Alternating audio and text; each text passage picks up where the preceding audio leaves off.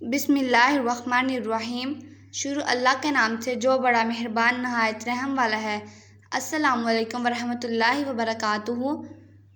रसूलुल्लाह सल्लल्लाहु अलैहि वसल्लम ने फरमाया, जिस शख्स ने अल्लाह के लिए हज किया, इस दौरान में ना कोई फाहिशगोई की, ना कोई बुरा काम, तो गुनाहों से इस तरह पाक साफ वापस लौटेगा जिस तरह उसकी माँ ने उसे जन्म दिया था।